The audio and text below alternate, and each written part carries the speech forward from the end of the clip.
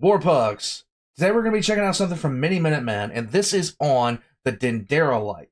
Now, I haven't heard anything about this at all, so my mind's probably going to get blown. I'm just gonna say it. My mind's probably going to get blown, but at the same time, I'm probably going to have a headache at the end of this. The same way I had when I checked out the last thing I saw from Miniminuteman, which was on the Orientius Phineas map. Now, one thing that I was kind of surprised by was how some people in the comment section of the last video didn't quite understand where I stood on the opinions of Graham Hancock and things like that. I don't. There are things about the ancient world that I don't understand, and nobody can. Okay, that's just a given. We can't find anything. When there is one thing that Graham Hancock does talk about that I do have some interest in, and it's just because it's, well, true. If there is any evidence that still exists of a civilization that was happening during the Ice Age, it's underwater right now, and most likely under 400 feet of water. Some of his other theories I just cannot subscribe to. 2012 was based off one of his books, and it was head scratching. Okay, it was head scratching. I've checked him out on Joe Rogan and a couple other things. While I do find some of his opinions kind of interesting, the thing about it is, I want to know, is it backed up by hard science? If it's not backed up by hard science, then great, you have an interesting theory. If it's refuted by hard science, you don't have a theory, you have fan fiction. That's where I stand on that. Are there things that I think about as far as the basically pre-Diluvian world? Yes. Are the things I think about when I take a look at certain structure, like certain, structures in sand and things like that? Yes. Features, like topographical features, all that kind of stuff. Yes, I do find it fascinating. And one day I hope we have a better explanation for how, things wound up being this way.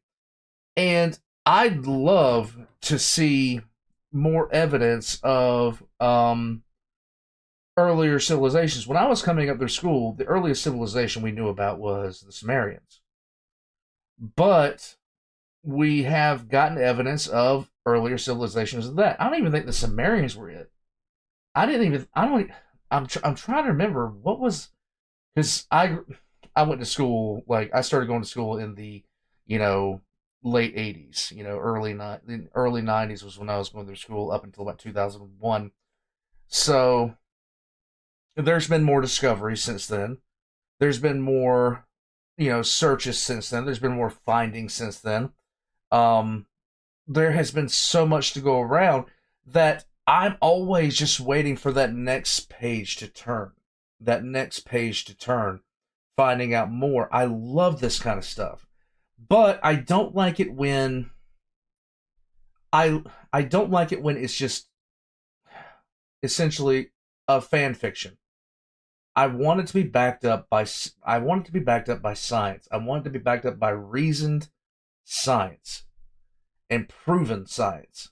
But at the end of the day, do I still think it would be cool if there was some sort of, and I'm not talking about a civilization on our level, God no, please, but something to the extent of the Mycenaean Greeks, something to the extent of possibly Egyptian, maybe.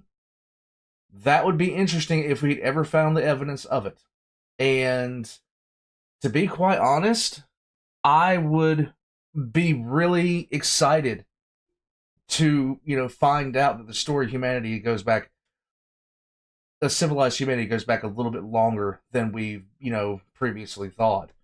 But somebody insinuated in the comment section that I thought that that there were civilizations before the Ice Age. The Ice Age started up about 1.8 million years ago. No. No, no, no. But on to today, the Dendera, oh god, I'm gonna butcher this. My accent does not allow this. The Dendera light. Like I said, I have no idea about this. Let's get into it. All of Miniminuteman's Links. Oh my god, my ability to speak English is going down the tubes. They're in the description below. Make sure you hit like and subscribe. And tell me what you think about this, because this is going to be news to me. Let's go.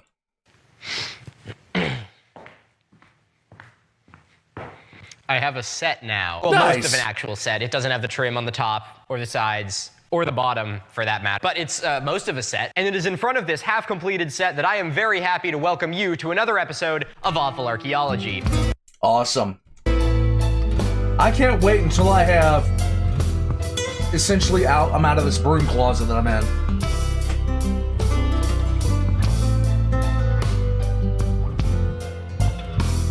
The Dendera Lights. I'm probably saying that wrong. The show where, up until recently, I would spin this giant wheel completely covered in archaeological-based conspiracy theories and talk about whatever it lands on in depth. However, I never thought that I would have to say this, but I actually lost the wheel. The master document for my Awful Archaeology series was saved on my college Google Drive, and I now no longer have access to it since I graduated. So I'm going to find a new method to pick the archaeological conspiracy theories in the future. But either way, the last time we were here, the Wheel of Pain decided that today I would be talking about the Dendera light. So it is with my great pain and to your great pleasure that today we are going to be going down the rabbit hole of the conspiracy theories surrounding this mysterious glyph. You're kidding. There's conspiracy theories about this? Did I introduce myself yet? I think I forgot to introduce myself. My name is Milo, and today our story begins. Hi, Milo.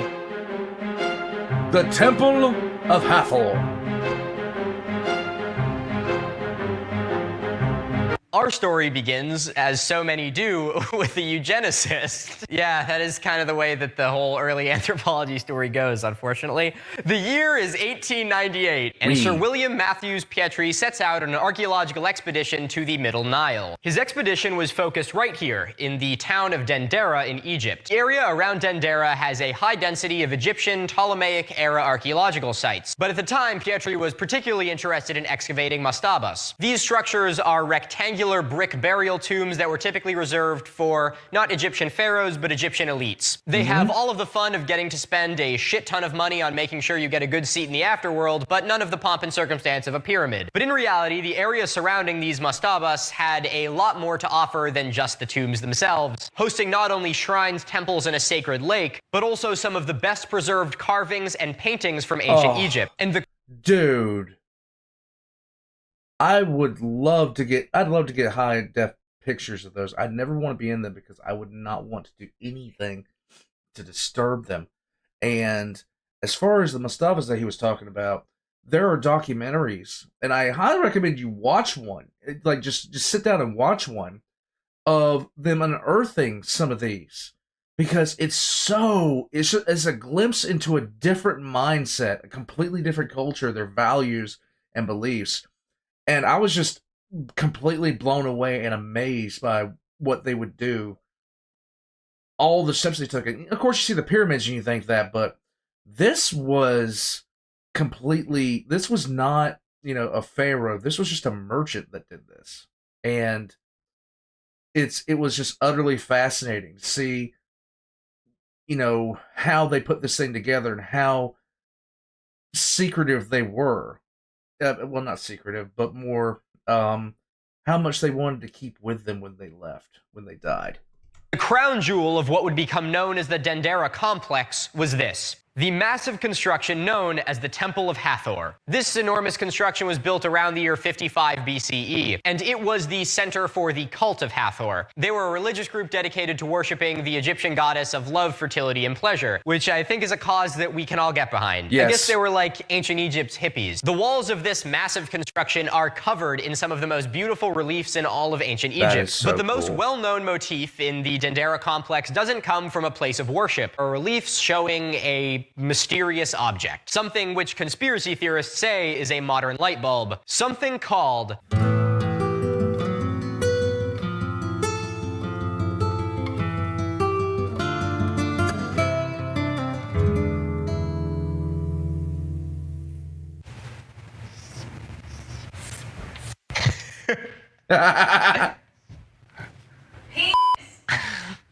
Do you like him? It's a pretty good look. It does look like he's just fucking absolutely packing, doesn't it? Yeah. Well, the Dendera light is a finding which pseudo-archaeologists will frequently use as evidence that ancient Egyptians knew how to use electricity. In reality, as you won't be surprised to know, most Egyptologists are in a consensus as to what this depiction means. This is the important part. The figures behind it are secondary. Okay. Egyptologists are in a unanimous consensus that the Dendera light inscription depicts the Egyptian creation myth. In Egyptian creation, the world was born out of a lotus flower, which is what this is. The snake coming out of the lotus flower is the Egyptian god Harsomtus, who is the god of creation. And this motif depicts him being carried to the sky. And the nice thing is that this motif is actually surrounded by hieroglyphics telling you exactly what it is. Egyptologist Dr. Wolfgang Weichtus confirmed this after deciphering the glyphs himself. This relief appears 4 times in the Temple of Hathor. And by this relief, I mean the light portion. And something which is going to be very important to note moving forward is that each one of these reliefs looks wildly different than one another. Yes, the bulb relief may be similar, but the things surrounding it are completely different. This relief, which I bastardized from Crypt 1C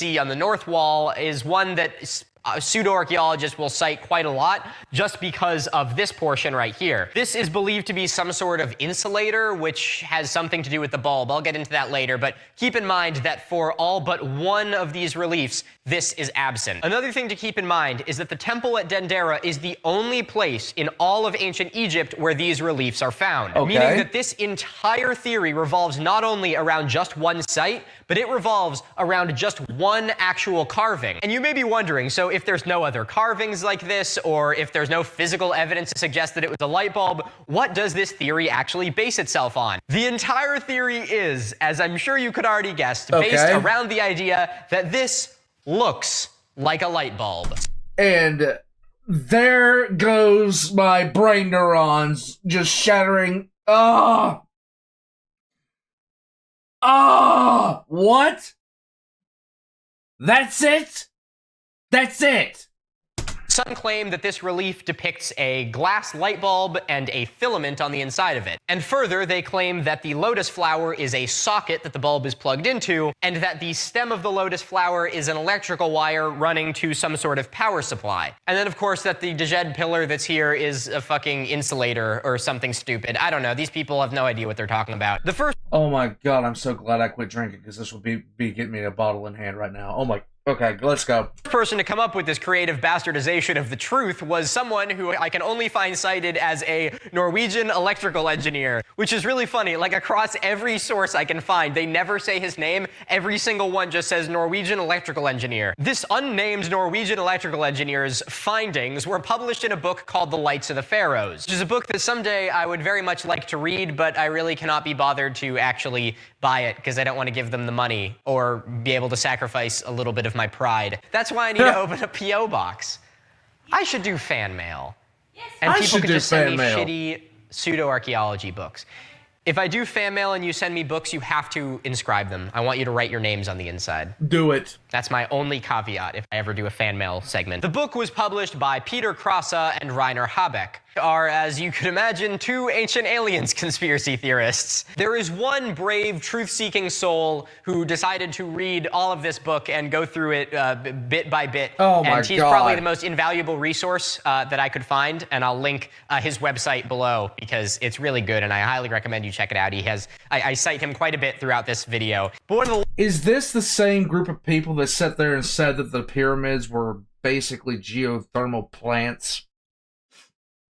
If this is the same stuff, I'm gonna die by the end of this. Largest impacts of this book was its support of the Dendera light theory.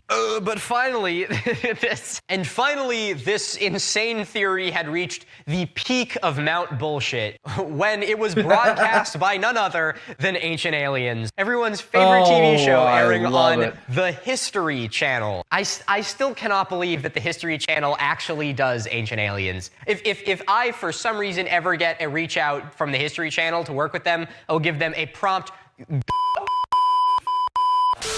discovery. The History Channel used to be about history, and now it's about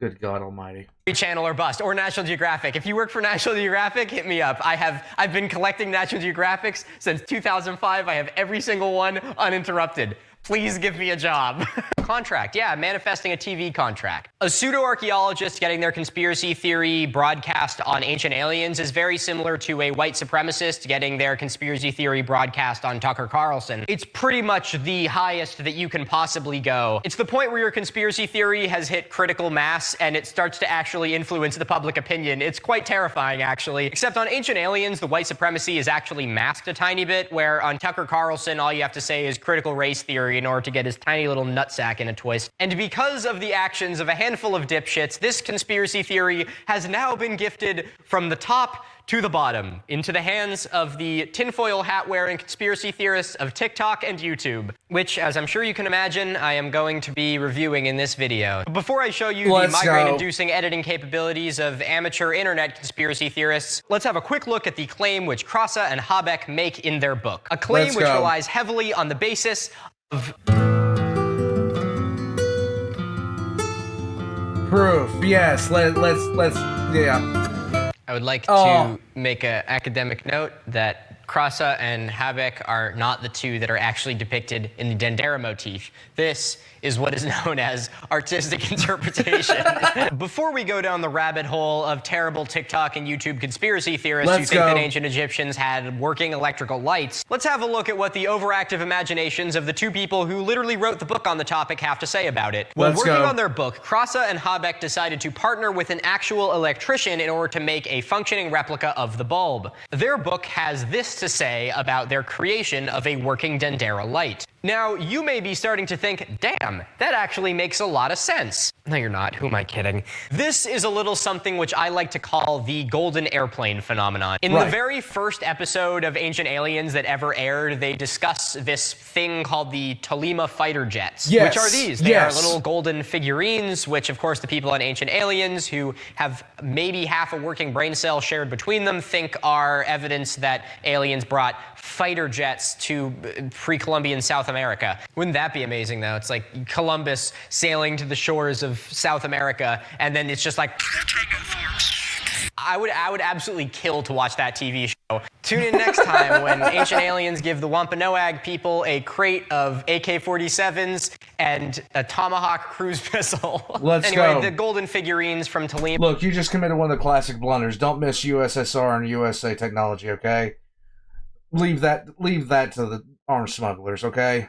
Let's just keep it civil here. Are obviously birds and bugs in artistic depictions. But since the Ancient Aliens crew are masters in bending reality to make it whatever they want to be, they decide to make a working model of a fighter jet out of one of these models in order to prove that their theory is true. And so what they do is they take one of these models and they, make it larger, and then they add a propeller, they add an engine, they add landing gear, they add articulated like flaps and fins on it, and also remove all of the pieces which make it no longer aerodynamic, pretty much effectively changing it to be an entirely different model. So the golden airplane, like a Twinkie, phenomenon is the act of adding or subtracting pretty much whatever the fuck you want in order to manually ensure a particular outcome. And the golden airplane phenomenon is everywhere in Krasa and Habeck's attempt to create a working Dendera light. But the worst one, in my opinion, is the word two. They openly admit to adding two pieces of metal to the inside of this bulb in order to create the reaction they're looking for. But if Krasa and Habeck were actually trying to undertake genuine experimental archaeology,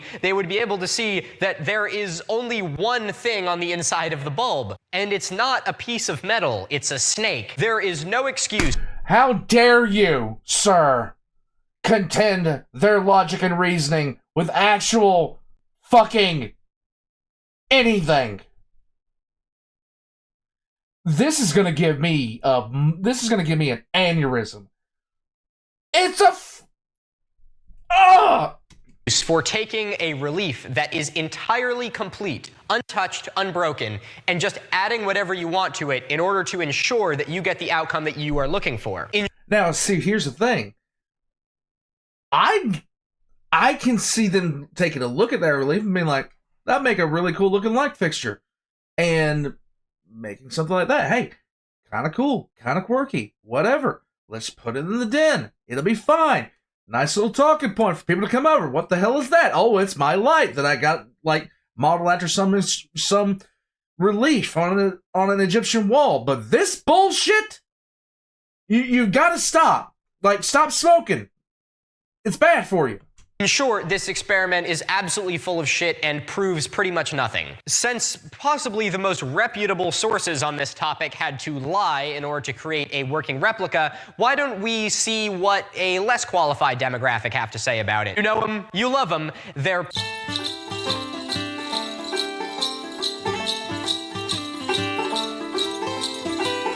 Our first video comes from an account called Unexplained Mysteries, which has over 1 million followers on YouTube.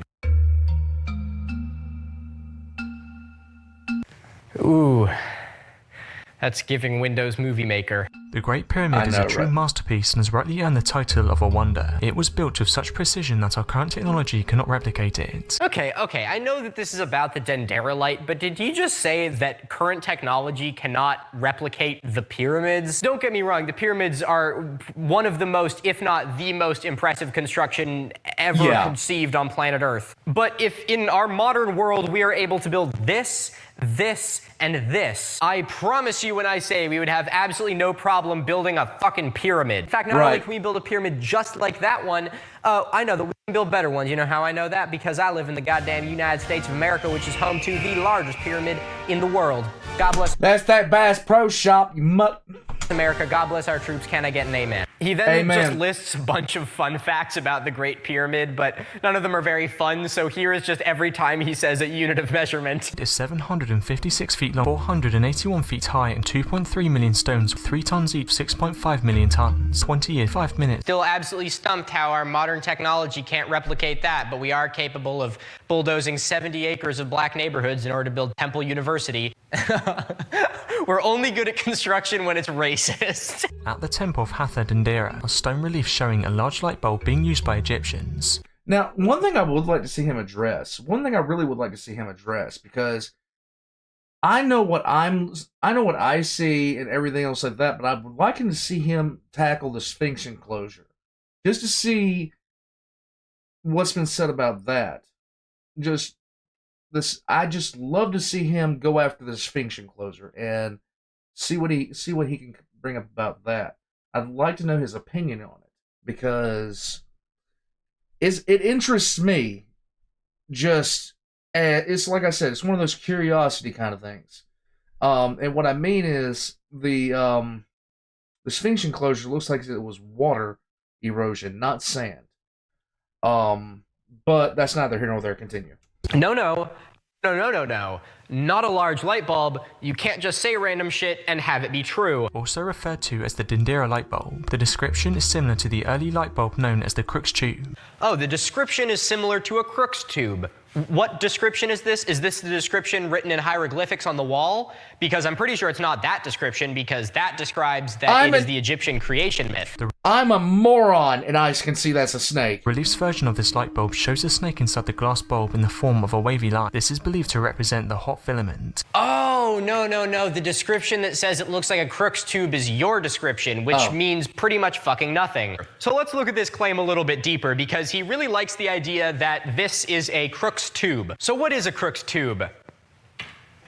I'm glad you asked. The Crookes tube was invented by Sir William Crookes, the inventor of the Crookes tube. The Crookes tube is pretty much a cathode ray tube or a vacuum tube. It consisted of a glass tube with a negative pressure within it, as well as 2 metal plates inside. When power was applied to one of these pieces of metal, there was a stream of electrons between the two, which manifested in the form of light. That's a very simplistic explanation of it, because I am not a chemist and I hate chemistry heart and soul, but if there's any chemists in the comments, I'm sure you could give a much better rendition of what the Crookes tube is and how it works to anyone who is curious. But the problem here is that none of the depictions of the Dendera light anywhere in the temple could be a Crookes tube. As I mentioned before, there is only one thing present inside of the Dendera light, where in a Crookes tube you need 2 pieces of metal in order to create the reaction that produces light. So absolutely not. This is not a depiction of a Crookes tube. It couldn't be. Secondly, and something which you won't see any conspiracy theorists talk about because it does not help their point, is that most of these reliefs in the temple were actually painted at one time. And so if this truly did depict a Crookes tube, you would expect that this would maybe be the light beam in the middle,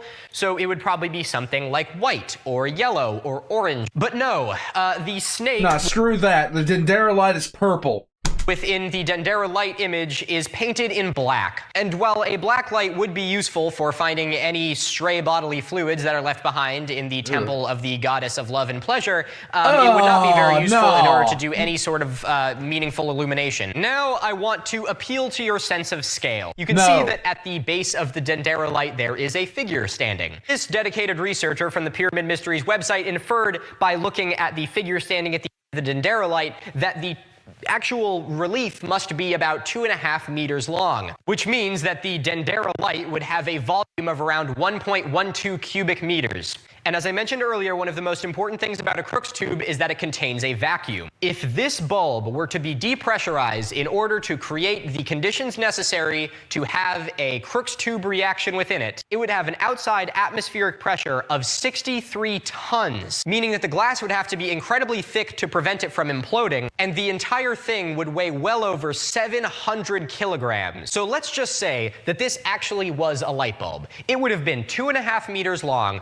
weighed 700 kilograms, would be maneuvered through the dark hallways of a temple, and if you tapped it on anything, all of those 63 tons of atmospheric pressure would cause it to explode, probably killing everyone in the room. If you've ever seen an old tube TV... Yeah, but when has that stopped us? If you get hit with a sledgehammer or, you know, imploded in slow motion, you kind of know what this reaction looks like. So I want you to take that and imagine what happens when it is scaled up to 2.5 meters and 63 tons. This would not have been a light bulb, it would have been an enormous shrapnel bomb with a randomized fuse. Now, just to really prove that this guy has no idea what he's talking about, let's just go back just 2 sentences. This is believed to represent the hot filament. Did you catch what was wrong with that? The snake in the Crookes tube is believed to be the hot filament. There is no filament in a Crookes tube. A Crookes tube is composed of a cathode and an anode. A filament, like he is talking about, is present in today's modern incandescent light bulbs, and it is the thing which will glow to generate light. So now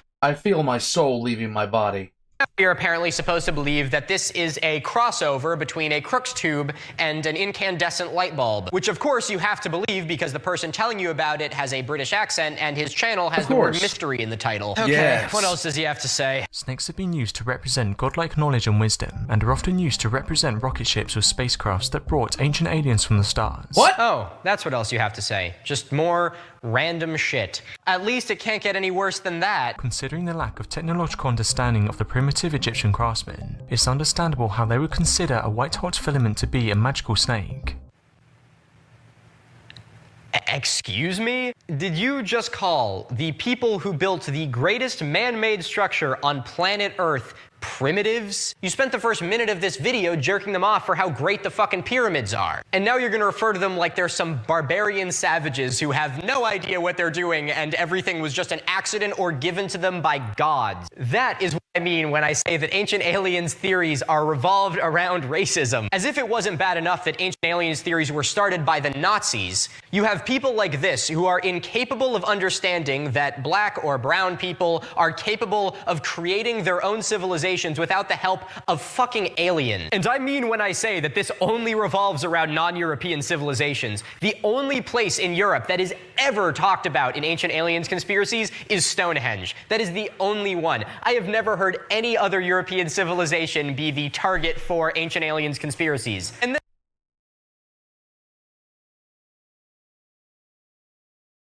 oh shit. That's true.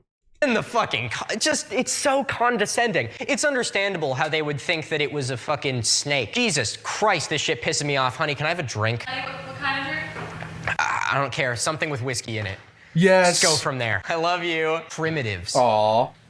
Primitives. Jesus Christ. What? Archaeology man's getting Yeah, archaeology man's pissed. Fuck. All right, what's next? The filament originates from a lotus flower. A wire leads from the socket to a small box. Nope, not a wire or a socket. making shit up again. Also not a filament, because Crookes tubes don't have filaments in them, but you would know that if you fucking Googled it. This pillar looks like an electrical capacitor that we use today in power plants. Again, with a looks like. Just because it looks like a capacitor that we use in power plants does not mean it's a capacitor we use in power plants. And it's hard to believe the Egyptians possessed this technology. Yeah, it's really hard to believe the Egyptians had this technology. It's so hard to believe, in fact, that you're actually wrong. I love you. Oh. Now I want a drink. Damn the man! This is the thing that drives me nuts about not only our view of ancient civilizations, but our view of possible extraterrestrial civilizations. Everybody just assumes that they would have the exact same technological progression that we've had.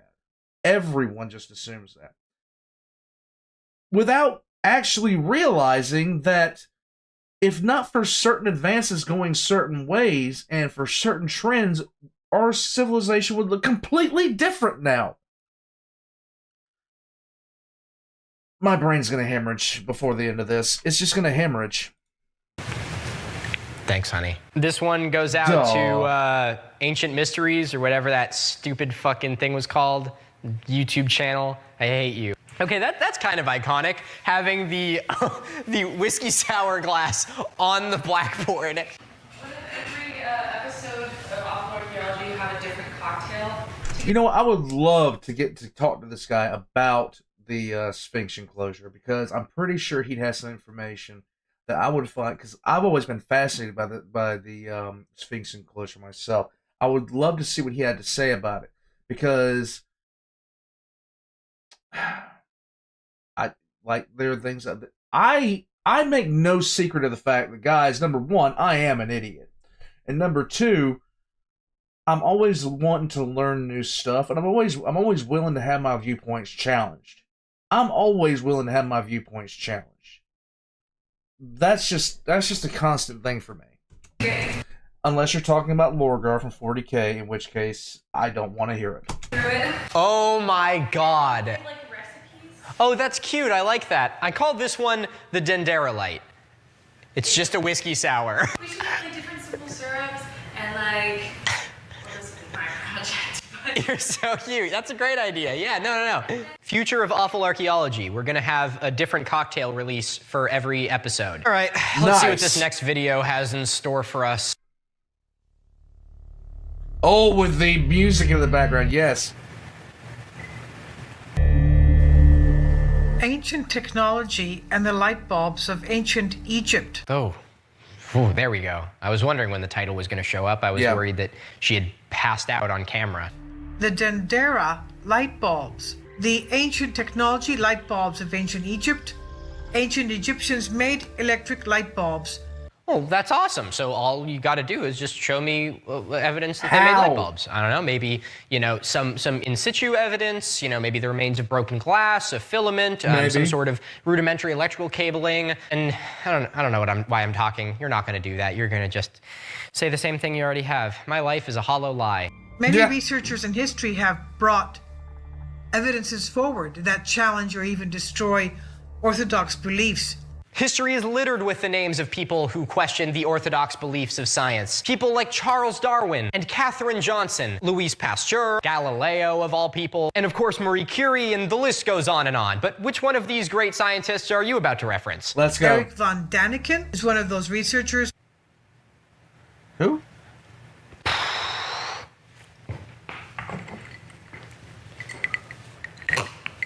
You did not just call Eric von Daniken a researcher who changed the face of science. That's like saying Jim Jones destroyed the orthodox views of modern religion, or that Jeffrey Dahmer had an overwhelming influence on the modern meatpacking industry. For those of you who thankfully don't know, you're about to. Eric von Daniken. Eric von Daniken is a European ethnocentric author who is most well known for his works in ancient aliens theory. But his most well-known work is the book Chariots of the Gods, which is the founding text for the Ancient Aliens TV show, and the second most influential piece of Ancient Aryans, Freudian slip, Ancient Aryans. And it is the second most influential work about ancient aliens, second only to the work of the Nazi Party. In September of 1996, boy. the American broadcast company ABC aired a documentary based on Eric's book. It's entitled Read. Oh my God, this is giving me hives. Okay, because I script my videos for lore. I do all this other kind of stuff, and I will sit there and I will religiously practice them in order to say them. And you can't read a simple script. Chariots of the Gods. The mystery continues. Calling the ABC broadcast about Eric von Daniken's Chariot of the Gods a documentary is like calling fucking Borat a documentary. Also, could they really not have thought of a better name than Chariot of the Gods, The Mystery Continues? Chariots of the Gods and Other Hallucinations from Eric von Daniken's Acid Trip by Shel Silverstein. Nice. Within the documentary, dramatic video footage was shown revealing hieroglyphs in Central Egypt resembling a transparent glass tube with a form within it that had the likings of a serpent.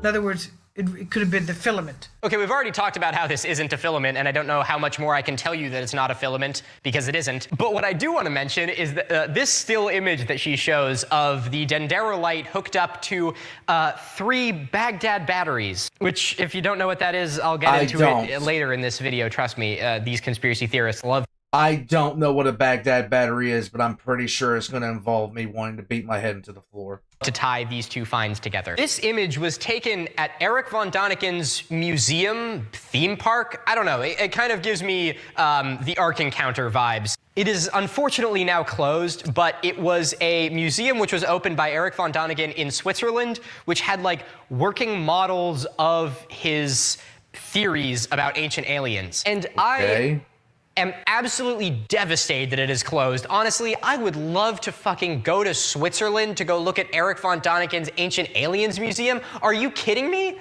That would be fucking hype. Eric von Daniken, if you are for some reason watching this and have decided to watch this far after I pretty much insulted you multiple times to your face, please reopen that museum, because I will personally endorse it. I will let you sponsor my entire channel if you open your Ancient Aliens Museum again. I push a hard bargain, Eric. Or should I call you Van? Eric Van Morrison. The likings of the serpent obviously representing some kind of a light source. Oh my God, it doesn't obviously represent that. You're wrong. I hate you. Eric von Daniken was curious if it worked. So he took extensive notes of these hieroglyphs, and he had the light bulb built to, quote, ancient Egyptian, end quote, specifications. And when it powered up, it did, in fact, emit light. It was indeed a light bulb, and it worked. The hieroglyphs surrounding the relief of the Dendera light actually chronicle exactly what the relief depicts. So when you tell me that he took extensive notes on the hieroglyphics at the site, what I hear is that Eric von Daniken went to Dendera once, took a picture of one of these reliefs, and then went home and did a shit ton of hallucinogens. Something else you'll note about the model that was in his museum is how fucking cheaply made it is. Yeah. The end of the actual bulb is just like plastic that's screwed on. Right. Okay, I'm done with this video. I'm gonna move on to one last one. Mysterious, unexplainable artifacts found around the world. Some scientists and archaeologists. It is the 2020s, guys. You have access to music that doesn't sound like it belongs in a 1980s Atari game.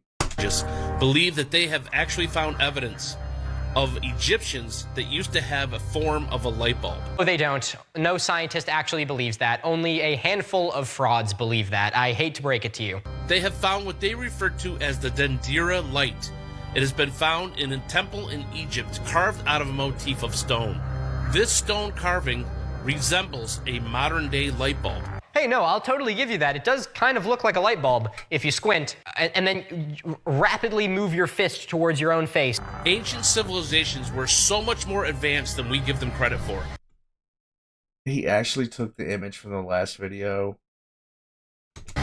I never thought that I would receive a YouTube comment of someone congratulating me on not being a virgin. Yes, Randy, you are totally right. Ancient civilizations were capable of so much more than we give them credit for. So please, why don't you make a video on cities carved into rock, brain surgery, plumbing, or astrology, or navigating the oceans for thousands of miles of open water with nothing but the stars. The Tonga, for crying out loud. People were fucking geniuses, and I promise you that you do not have to make up stories about light bulbs or support people who made up stories about light bulbs in order to show how unbelievably brilliant they were. In doing research for this video, I wanted to see if I could find more information about Erich von Daniken's installation in Switzerland, his Ancient Aliens Museum. The problem is it can sometimes be really difficult to find all of that information that you crave about different ancient people from different parts of the world. I know I myself have frequently come across academic articles which I cannot access because they're not available in the United States. And it is for this reason why I would like to thank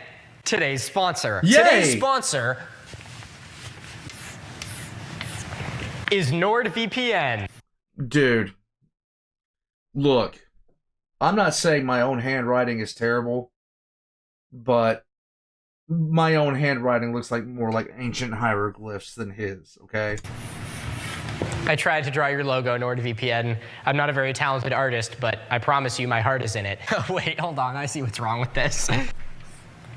There we go. That's like a little better. It's like kind of like a mountain thing going on. I like it. Your graphic design team deserves a raise. NordVPN makes browsing the internet safer than ever. Whether it's sharing the internet with conspiracy theorists or people who want to steal your information, NordVPN keeps you safe while you browse. Not only does NordVPN make it more difficult for potential ne'er-do-wells to steal your information, but it also comes with built-in antivirus and malware protection, keeping you safer. Not only this, but NordVPN will allow you to change your virtual location with one click, making your favorite TV shows and movies available overseas, or if they're only available in other countries, at home. But the reason why I like NordVPN is because I am able to access papers which I would not be able to access in my country. Unfortunately, I believe that people have kind of forgot that science is all about sharing information, and so it's very easy to find information which is locked behind paywalls or through international barriers. Through NordVPN, you are able to access the untapped world of knowledge from across the planet. The links to all of that will be in the description. Thank you, NordVPN, for sponsoring this video. And now, unfortunately, let's get right back to it. Now, in the description, guys. Oh, there is one other piece of physical evidence which conspiracy theorists will use to support the claim that the Dendera inscription is in fact a light bulb. Now, some of you guys might be noticing an audio thing that's actually on his side, I believe. He did have an issue with his mic. He said earlier in the video that he corrected. I think this is what he was talking about, most definitely.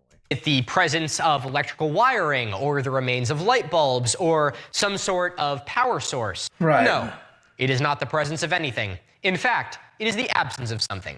It is the absence of something known as...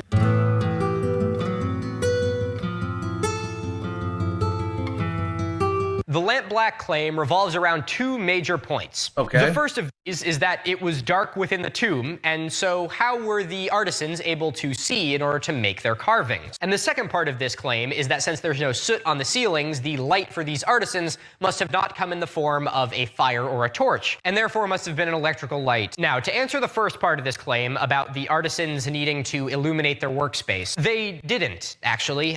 These reliefs were carved before the roof was put on the building.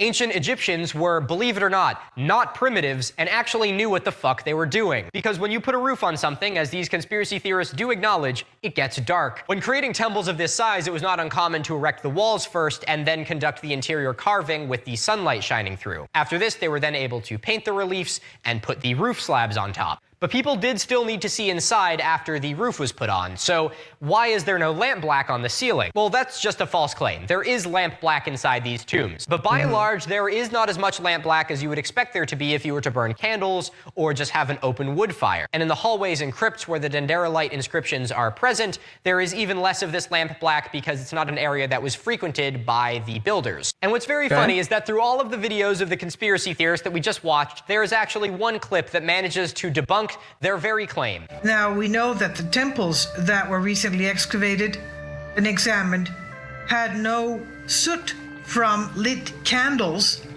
They were totally clean, meaning that the technicians that worked inside these temples must have had a light source that was clean and that did not allow soot to accumulate on the walls of the temples. You're right, they did have this. I present to you the olive oil lamp. Ancient Egyptians did not use wood or candles or paraffin wax to light their tombs. Wood was not exactly common in the predominantly desert Egypt. Right. So to harvest this already scarce resource just to burn it in a tomb would have been pretty fucking stupid. And so, because they weren't primitives and were actually really intelligent, they found a different renewable method to illuminate their hallways. And this came in the form of an olive oil lamp. The olive oil lamp has two major upsides. Okay. The first is that it burns olive oil, which is renewable, so you can just get more of it when you run out. And secondly, they burn really clean. Olive oil lamps produce almost no soot, and the Egyptian artisans knew this. So by using these lamps to illuminate their workspace within the tombs, they were able to not only shed the light of day on their works, but also not jeopardize those on the ceiling. The irony here is that every single one of these conspiracy theorists that we've talked about today who thinks that they are, really onto something and are thinking outside the box and are, preaching these things which they don't want you to know about, in reality, they just are completely incapable of wrapping their head around anything that they don't understand. How could they possibly have carved in the dark? Well, they just didn't put the roof on yet so that they had sunlight to carve with. How was there no soot? The only explanation is that it must have been electric lighting. No, they just found a different way to create lighting that didn't create soot. How? See, this is what I was talking about, what everybody thinks along the same kind of lines. Oh, they must have done XYZ, but something that we don't use today, like olive oil in lamps, explains what actually happened. When's the last time you saw an olive oil lamp? Anyone can tell me. I've never even heard of one. How did they manage to do literally anything? Because they were a highly advanced and functioning society, despite the fact they were a group of brown people 4,000 years ago. I'm sorry if that hurts your feelings. But there is one final thing that all of these conspiracy theorists decide to bring up.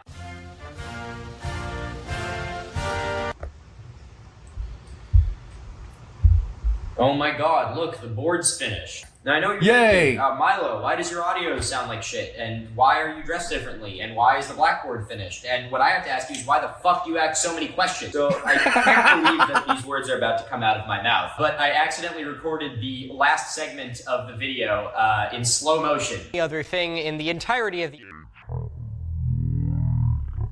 So I'm reshooting it now, which is why the board is now finished. And I also got rid of the lapel mic because, you heard how that sounded through this entire video. But the other thing that pseudo-archaeologists talk a lot about throughout these videos is the Baghdad battery. They fucking love the Baghdad battery because it's the only other conspiracy theory thing that, has to do with ancient electricity, despite the fact that the artifacts have absolutely no association with one another. But God knows this video has already gone on long enough. And since I've lost the wheel of pain that would normally decide what my next video is going to be on, until I find a replacement for the awful archaeology wheel, the next video is going to be on the Baghdad battery. But anyway, I've taken up more than enough of your time. Once again, I'd like to thank NordVPN for sponsoring this video and helping make the world of knowledge available to everyone. I'd like to thank my patrons for making this video possible. As always, your names are going to be in the credits of this video. Patrons get early, ad-free access to all of my videos, and I cannot thank you enough for your support, because you help me not starve to death. Make sure to follow me on Twitter to see my video updates and my unending train of thought, as well as on Instagram to get a more personal look at my life. Remember to stay curious, stay inquisitive, and most importantly, remember to always check what mode you are filming in before spending half an hour doing it.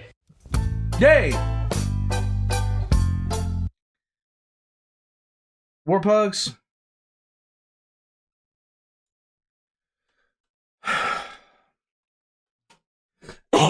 There are things out there that are interesting. But the one thing you don't do, the one thing you shouldn't do, is try and convince people that you are right when you don't have a damn clue what you're talking about.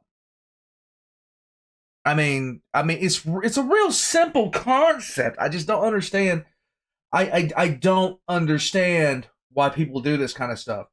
They'll sit there and they'll see something, and instead of being like, that looks very interesting, let me do some research into this, find out what, these symbols represent. No, it looks like light bulb, therefore light bulb. That is what this boils down to, is essentially people opening ass and speaking, okay? Warpugs, this kind of stuff gives me brain hemorrhages. Okay, I'm gonna die because of this kind of stuff. This is next level dumb, and this is why the aliens won't talk to us. Okay. Is there a lot of cool stuff about the ancient Egyptians? Massively. Sumerians, yes. Assyrians, oh yeah. Hittites, yes. Mycenaean Greeks, yes. The Trojan War was the city of Troy was a myth when I was a kid. It was a myth, and then they found the damn thing. What other ancient civilizations are there out there that we simply just may not ever know about? Which is why I'm so fascinated with the concept of an Ice Age civilization on kind of like that level. I'm so fascinated by it. I think it would be so cool. But I don't like, at the same token of that, I don't subscribe to so many ridiculous, like, they did, like, I've heard people talk about ancient civilizations that had flying cars. Are you on crack? Are you seriously on crack? I've heard that I read this one thing, and when I read it, I legitimately sat there and almost died. That the ancient Egyptians, in order to fit the stones, used some sort of sound technology using toning bars. And when I heard that, my eyes crossed and I lost sensation for about 45 minutes. Because they're stupid, and then there's that, Warpugs, don't get if you ever hear somebody screaming to the hilt about something, really just give it a second glance. I don't trust anything I can't verify. I don't trust anything that I can't really verify myself. I just don't trust it. Like, especially in this day and age, because, oh my God, I don't trust the media to tell me if it's cold or hot outside. I don't trust half of this stuff anymore because it's all bullshit. But with stuff like this, my God, yes, if you look at it from a certain if you look at it from a distance, it has resemblance to a light bulb, but that's just the ability to see patterns. That's just the ability to see patterns and recognize shapes. Once you start looking at it closer and actually understand what you're looking at, it drives me crazy. No. The same people that believe that damn thing is a light bulb are the same people that believe there is a deity in the sky at night that looks down and grins at you. Because the moon, the craters on the moon represents two eyes and a smile, and it's this I lost faith in humanity watching this. Oh my God. I lost faith in humanity watching this. Warpugs, why, like, okay, seriously, what did I do to you? You don't stop. Ugh. I don't like the Warpugs, Miniminutemen, taking the worst aspects of this stuff and, like, seriously, I know how I feel about this stuff, and I'm not even well versed in it. Like, not well versed in it. I find it fascinating. I do study it from time to time, but I never made a profession out of the damn thing. He does this constantly, so I don't. I would assume that his brain hemorrhage is a lot more than mine. And yes, amaretto sours are wonderful. It's been a while since I had one. I actually started thinking about one there. This is the first time I've thought about drinking. Oh God. Okay, I need to wrap this up. Warpugs, all of Miniminuteman's links are going to be in the description down below. Be sure to check him out. Recommend more of this because I swear to God, this stuff is fascinating. It's absolutely great. I'm going to head out from here. I'm going to regret watching this at about 3 in the morning because I'm going to wake up, look at the ceiling, and just start asking God why. But until then, leave a like, comment, subscribe, and I'll catch you Warpugs next time, alright?